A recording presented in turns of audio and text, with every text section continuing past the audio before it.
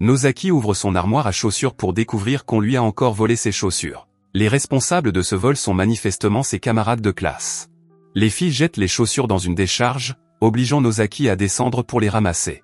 Malheureusement, elle glisse et se salit, et les autres filles éclatent de rire.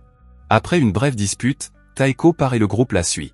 Nozaki rentre chez elle toute sale et est accueillie par sa petite sœur et ses parents. Lorsqu'ils la voient, ils fondent en larmes. Le lendemain, son père se rend à l'école pour discuter du problème des brimades. Mais l'enseignante, Kyoko, ne veut rien entendre. Elle suggère de laisser les choses en l'état, car l'école sera de toute façon définitivement fermée après la remise des diplômes. Alors que le père quitte l'école, Kuga lui donne un coup de pied en utilisant des chaussures à crampons. En classe, les autres élèves continuent de tourmenter Nozaki en laissant un corbeau mort sur son bureau. Le groupe continue de provoquer l'enseignante pour qu'elle fasse quelque chose, mais elle les ignore. Eba prend la défense de Nozaki et leur demande d'arrêter, et la brute nommée Kuga recule. L'enseignante ne supporte plus les insultes, elle sort et vomit dans le couloir. À la maison, la mère de Nozaki s'occupe des blessures de son père. Elle conseille à Nozaki de ne plus retourner à l'école et de rester tranquillement à la maison.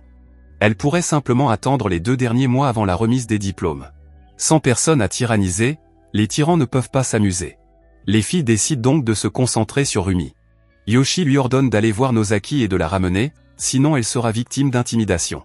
Yoshi la poignarde avec une épingle pour l'intimider.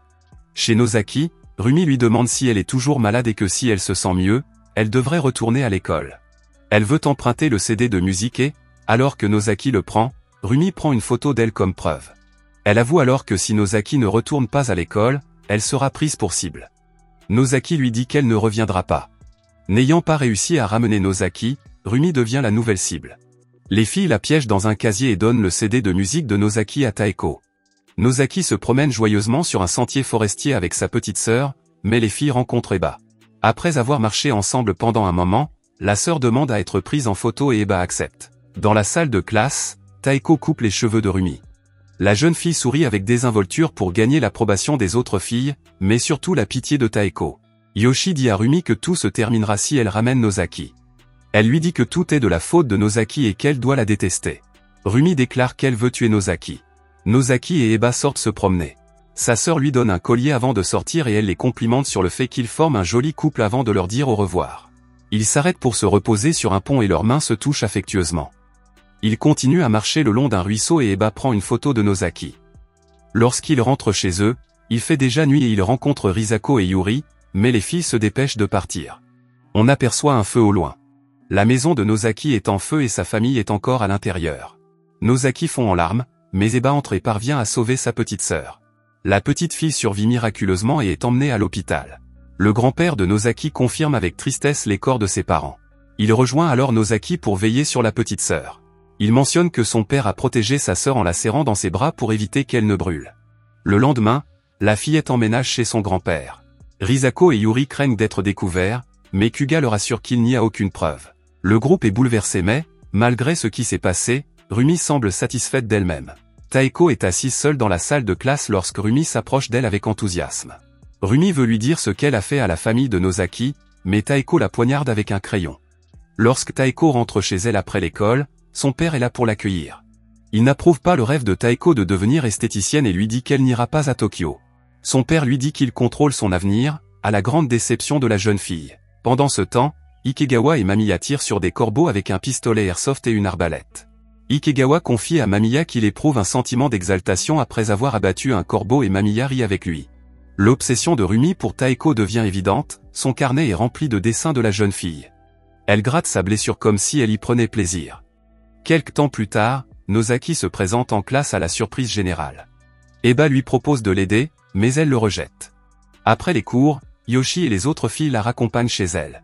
Risako est rongée par la culpabilité, mais alors qu'elle est sur le point d'avouer, Yuri l'arrête. Yoshi, avant de la poignarder avec une épingle, demande à Nozaki de se suicider.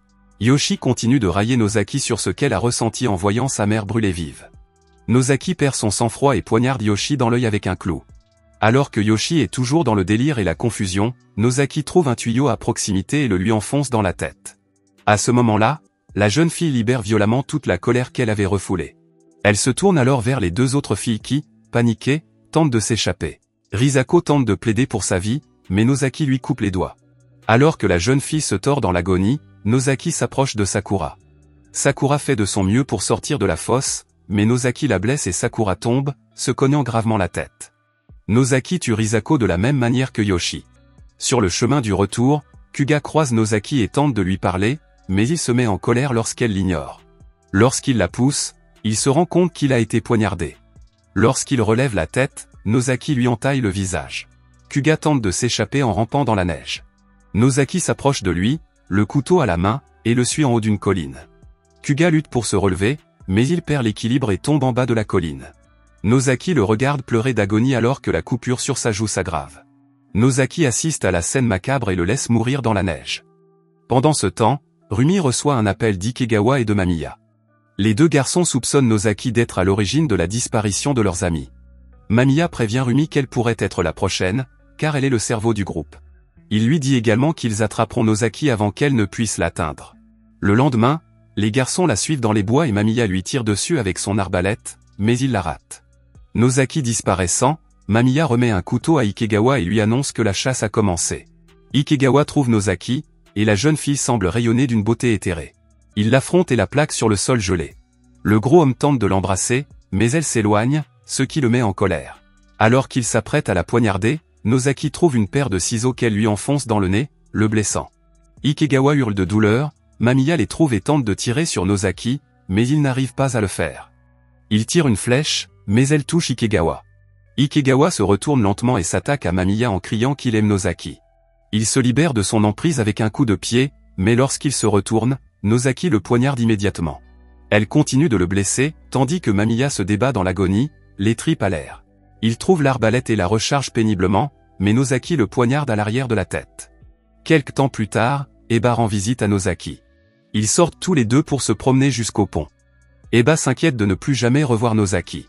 La jeune fille réprime ses émotions en se mordant la lèvre. Elle mord trop fort et saigne. Mais elle ne peut plus se retenir, alors elle cède et se laisse aller. Toute sa douleur et son angoisse se libèrent à cet instant. Le garçon s'agenouille et la console. Nozaki lui rend son étreinte, réalisant enfin qu'elle n'est pas seule. Sous le coup de l'émotion, Eba l'embrasse, partageant le sang sur leurs lèvres, tandis que la neige tombe sans discontinuer autour d'eux. Plus tard, à l'hôpital, le grand-père de Nozaki lui demande de l'accompagner à Tokyo lorsque la neige aura fondu. Il a l'intention d'y emmener aussi sa petite sœur et les formalités administratives sont en cours. Nozaki, cependant, s'excuse auprès de lui et de sa sœur, en précisant qu'elle veut rester en ville. Pendant ce temps, Eba annonce à grand-mère qu'il va déménager à Tokyo pour être avec Nozaki. Une nuit, Rumi retourne à la décharge. En l'explorant, elle trébuche sur la neige et découvre des cadavres. Rumi trouve également un téléphone et appelle Taeko. Pendant ce temps, Taeko est chez elle et ignore ses appels. Le lendemain, Rumi essaie d'appeler à nouveau et Taeko finit par répondre. Rumi dit à Taeko que Nozaki est prête à se venger et qu'elle va la tuer. Taeko rejette l'idée, mais Rumi ajoute qu'elle a trouvé les cadavres de leurs amis à la décharge. Elle dit aussi qu'ils pourraient être les prochains. Taeko lui dit qu'elle n'a rien fait pour mériter cela. Rumi lui demande si elle déteste Nozaki pour lui avoir pris Eba, mais Taeko nie qu'elle aimait Eba. Rumi lui demande alors pourquoi elle a laissé les autres intimider Nozaki. Comme Taeko ne répond pas, Rumi pense que Taeko aime Nozaki.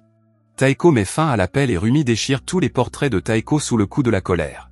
Confrontée à la dure vérité, Taeko réalise les conséquences de ses actes. Elle prend le CD de musique et se rend chez Nozaki, mais personne ne répond. La jeune fille laisse le CD, mais change d'avis. Alors qu'elle revient sur ses pas, un bus passe, dans lequel se trouve Nozaki, et les deux filles échangent un regard. Nozaki et son grand-père descendent, mais elle reste pour parler à Taeko. Cette dernière lui rend son CD de musique. Les filles s'assoient et parlent du passé. Nozaki et Taeko étaient en fait les meilleurs amis du monde. Un flashback montre Eba avouant à Nozaki et Taeko semblant jalouse. Taeko est incapable de lui dire la vérité, à savoir qu'elle n'a jamais été jalouse. Elle voulait Nozaki pour elle seule. Finalement, les filles se séparent, mais Taeko s'agenouille et implore le pardon de Nozaki. Nozaki reste silencieux et ne répond pas. Taeko s'en va quand elle est soudain attaquée par derrière. Elle réussit de justesse à éviter le coup et découvre qu'il s'agit de Rumi, armé d'un couteau. Taeko est également armé et s'approche de la jeune fille, mais Rumi la frappe soudainement. Rumi se réjouit de voir Taeko crier. Taeko l'affronte avec colère, mais elle est frappée par une pierre et tombe au sol en saignant et en criant. Rumi, de son côté, s'amuse sadiquement en voyant la scène. Rumi se dirige alors vers Taeko, mais celle-ci la repousse d'un coup de pied. Alors que Taeko se relève péniblement, Rumi lui poignarde la main. Elle continue à la poignarder, jusqu'à ce que Taeko la frappe au ventre. Taeko saisit le couteau et condamne Rumi pour ce qu'elle a fait à la famille de Nozaki. Taeko demande sarcastiquement à la jeune fille si elle pense qu'elle gagnera son affection si Rumi tue Nozaki. Rumi répond qu'elle a tout fait pour elle. Taeko la traite de meurtrière et Rumi perd la tête. Elle se dirige vers la fille au couteau et Taeko se prépare à son tour. Taeko parvient à frapper Rumi au visage, mais elle la poignarde à la poitrine. Rumi exprime son admiration à Taeko, mais elle la considère désormais comme un chiffon sale. Tandis que Taeko saigne dans la neige, Rumi s'en va. Pendant ce temps, Nozaki reçoit un appel d'Eba lui expliquant qu'il a l'intention de déménager à Tokyo avec elle et qu'ils devraient vivre ensemble. Elle lui répond qu'elle ne pourra peut-être pas vivre avec lui. Quand Eba demande pourquoi, Nozaki répond qu'elle comprendra ce qu'il faut faire quand le printemps arrivera et qu'elle aimerait aller à l'école qu'elle veut. Eba ne peut pas laisser tomber l'affaire et lui rappelle qu'il a juré de la protéger. Eba est furieux que Nozaki ait choisi sa famille plutôt que lui et il brise le téléphone. Dans le salon, la grand-mère d'Eba est sévèrement battue. La grand-mère lui demande pourquoi il a fait ça et si c'est lui qui a tué son père. Eba répond qu'il l'a simplement empêché de battre sa mère. Mais qu'il doit aussi tuer sa mère, parce qu'il trouve triste que plus personne ne la batte. Il se lave ensuite les mains et annonce que demain, il rendra visite au grand-père de Nozaki. À l'école, Kyoko est harcelée par les parents des élèves disparus. Le groupe la harcèle et elle revit l'époque où elle était elle-même victime de brimades. Le père de Yoshi l'accuse de vouloir tuer les élèves parce qu'ils l'ont malmenée. Kyoko n'en peut plus et dit à ses parents qu'elle veut oublier son triste passé et que tout ce qu'elle veut, c'est aller à l'école pour devenir enseignante. Elle vomit à nouveau et se précipite vers la sortie. Mes parents se mettent à la poursuivre. Kyoko trébuche dans la rue, mais un chasse-neige arrive. Elle le regarde et trouve enfin la paix. Pendant ce temps, Nozaki se rend à l'hôpital pour rendre visite à sa petite sœur, mais elle y trouve aussi Rumi. Rumi s'apprête à brûler à nouveau sa sœur et Nozaki la regarde avec des intentions meurtrières. Rumi lui dit qu'il n'y a plus d'espoir, mais elle sursaute en voyant la sœur de Nozaki se lever. Nozaki commence à l'étrangler, mais elle est distraite par la machine médicale et Rumi parvient à s'échapper. Peu après, Eba rend visite à Nozaki à l'hôpital, mais une infirmière prévient Nozaki que son grand-père a été attaqué dans la maison. Nozaki comprend immédiatement qui a fait ça. Nozaki poursuit Eba sur le sentier de la forêt et elle le confronte. Elle demande à voir ses mains, mais il les cache. Elle finit par les retirer de force et voit les blessures sur les mains du garçon. Eba lui explique que c'est le résultat de ses efforts pour convaincre sa grand-mère et le grand-père de Nozaki, et qu'il l'a fait pour eux deux. Elle doit comprendre qu'ils doivent être ensemble. Il essaie de la prendre dans ses bras, mais elle s'éloigne et Rumi apparaît soudain. Un flashback montre le groupe avec Rumi. Rumi déclare qu'elle veut tuer Nozaki, mais le reste du groupe doute d'elle. Rumi insiste sur le fait qu'elle va verser de la paraffine et la brûler. La scène suivante montre Rumi portant un lourd bidon d'essence avec le groupe qui la suit. Rumi exprime à nouveau sa détermination et demande à Taeko de l'approuver. Rumi sourit de satisfaction en la regardant partir. Le groupe arrive à la maison de Nozaki et Rumi commence à l'asperger de paraffine. La mère de Nozaki est sortie et a ordonné à tout le monde d'arrêter, mais Rumi a jeté la paraffine sur elle. Kuga l'a menacée avec une allumette allumée et Mamiya a dit qu'il voulait voir un être humain brûler. L'allumette a brûlé la mère de Nozaki et la maison a également commencé à brûler. Le père de Nozaki s'est approché et a essayé de l'aider, mais Mamiya l'a abattu. Rumi a alors commencé à verser de la paraffine à l'intérieur de la maison, ignorant les cris de la petite sœur de Nozaki. Le père a désespérément tenté de protéger sa fille, mais Rumi a allumé une allumette, à la grande horreur des autres. Ils ont fini par s'enfuir et ont laissé la famille en proie aux flammes. Dans le présent, Rumi se moque impitoyablement de Nozaki, comme une folle dérangée, en rappelant l'histoire et en décrivant la puanteur de sa famille en flammes. Nozaki se précipite vers elle, en colère, mais Rumi la poignarde. Nozaki chancelle et tombe, si bien qu'Eba commence à frapper Rumi. Aveuglé par la fureur, Eba se relève et saisit un morceau de branche à proximité, puis poignarde Rumi dans le cou. Après l'avoir éliminé, il se retourne et dit à Nozaki que tout est rentré dans l'ordre. Nozaki, cependant, découvre une photo secrète qu'Eba avait gardée dans son sac. Eba lui explique qu'il a été tellement ému par l'acte héroïque de son père pendant l'incendie qu'il a dû prendre une photo. Il avait l'intention de la montrer un jour à Nozaki, car il était la figure paternelle idéale. Nozaki n'en croit pas ses oreilles et sort douloureusement son couteau pour attaquer Eba, mais celui-ci l'évite. Eba se sent trahi par le fait que Nozaki essaie de le tuer et commence à l'abattre. Il lui demande pourquoi elle ne veut pas rester avec lui puisque sa sœur et son grand-père mourront bientôt de toute façon. Dans un acte de plaisir pervers, Eba récupère son appareil photo et prend une photo d'elle. Puis il est distrait par l'éclosion de fleurs. Eba compare la fleur à Nozaki, qui est forte et résistante. Puis il lui dit que si elle promet de vivre avec lui, il la sauvera, sinon elle mourra ici. Il brandit à nouveau son appareil photo pour prendre une dernière photo d'elle. Nozaki, cependant, récupère l'arbalète de Mamiya dans la neige et tire une flèche. La flèche traverse l'appareil photo et se loge dans la tête d'Eba. Le garçon laisse tomber l'appareil photo et meurt. Nozaki tente de faire demi-tour, mais ses blessures sont graves. Elle jette un dernier coup d'œil à son collier et s'effondre sur le sol. Quelque temps plus tard, c'est le jour de la remise des diplômes à l'école. Taeko a survécu. Son nom est appelé et elle reçoit élégamment son diplôme. Après la cérémonie, elle retourne en classe. Elle se remémore un beau souvenir de Nozaki et elle, dans lequel ils se sont promis d'aller ensemble à Tokyo. Alors que Taeko observe la scène depuis la fenêtre, elle se souvient de la chanson du CD de Nozaki. Nozaki voulait qu'elle continue à vivre. Merci d'avoir regardé. Si vous avez aimé la vidéo et que vous souhaitez aider la chaîne à grandir, laissez un like, un commentaire et abonnez-vous.